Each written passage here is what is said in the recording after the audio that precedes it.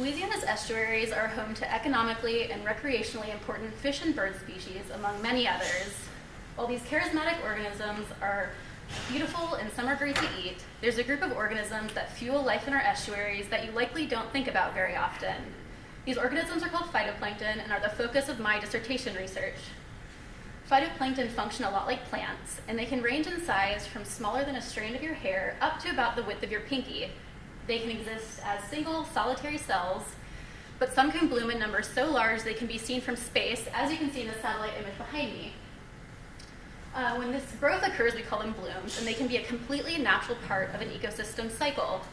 But if they grow out of hand, they can result in massive fish die-offs and even shut down local drinking water systems in freshwater lakes.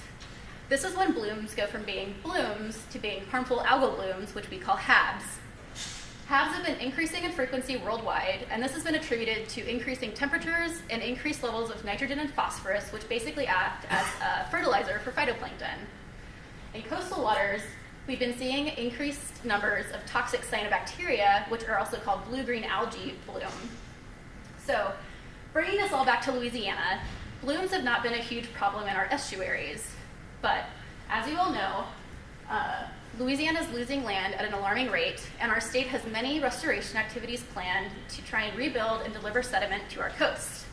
Along with this sediment, which will primarily be delivered through river diversions, will come more fresh water, which could shift phytoplankton communities and affect food webs and allow toxic species to bloom. So the goal of my research is to better understand what might happen if toxic cyanobacteria become a large part of Louisiana's estuarine phytoplankton communities. And I'm doing this in a couple of ways, looking at both food web impacts and water quality impacts. To look at food web impacts, I've used oysters to see if they feed differently depending on what I give them as food.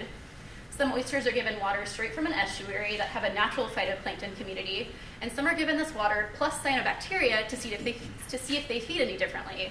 And we are seeing noticeable differences when cyanobacteria are added. Additionally, I've detected levels of the cyanobacterial toxin microcystin locally in Vermilion Bay. This toxin is known to contaminate shellfish and can cause illnesses in humans if concentrations get too high. These preliminary findings from my research have important implications for the future of coastal Louisiana's communities and economies. So with my research, I plan to continue studying how a blue-green future could impact coastal Louisiana. Thank you.